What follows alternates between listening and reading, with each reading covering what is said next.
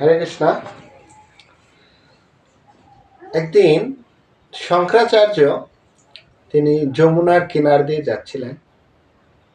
তো তিনি দেখছিলেন যে 70 বছর বয়স একজন বৃদ্ধ ব্যক্তি তিনি ব্যাকরণ পড়ছেন। ব্যাকরণ। তো তিনি ভাবছেন, আরে এই বয়সে তিনি ব্যাকরণ পড়ছেন।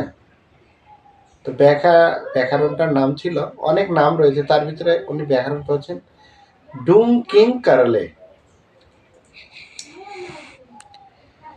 তো তিনি ভাবছেন, আরে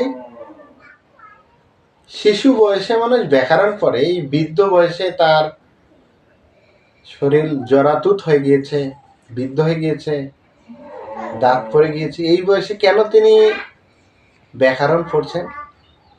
তো জিজ্ঞাসা করেছেন, আপনি কেন ব্যাকরণ পড়ছেন? তো তিনি বলছেন যে আমি ব্যাকরণ শিখবো। ব্যাকরণ শিখে আপনার কি হবে?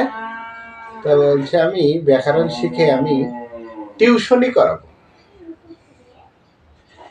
বা প্রাইভেট পড়াবো। তো প্রাইভেট পড়ে কি হবে? যে টাকা সংগ্রহ করবো। তো টাকা দিয়ে কি হবে? তো বলছে আমি একটি বিবাহ করবো। বলছে তাই?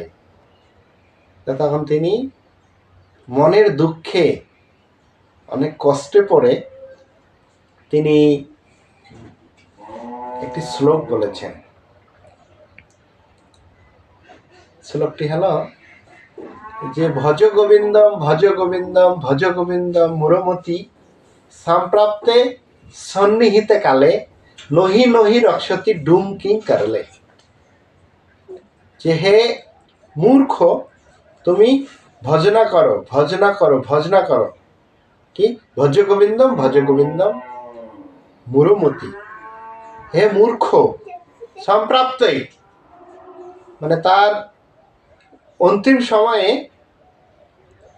সম্প্রাপ্তে সন্নিহিত কালে মানে তোমার যখন মৃত্যুর মুখ হবে, তোমার যখন মৃত্যুপূর্ণ অবস্থা হবে, তোমাকে তখন এই ব্যাকরণ ডুমকিং করলে রক্ষা করতে পারবে। তোমাকে কে রক্ষা করবে? গোবিন্দ রক্ষা করবে বা ভগবান শ্রীকৃষ্ণ রক্ষা করবে। তাই মহান আচার্য গুরুদেব, মহান বৈষ্ণব, তিনি বলছেন কি যে আমাদের এই মূর্খতাকে পরিত্যাগ করে সকলের কি ভজ গোবিন্দ, গোবিন্দের ভজনা করা উচিত, ভজনা করা উচিত, ভজনা করা উচিত। তাহলে আমাদের জীবনের অন্তিম লক্ষ্য বা জীবনের যে গোল বা সাফল্য আমরা অর্জন করতে পারবো। হরে কৃষ্ণ।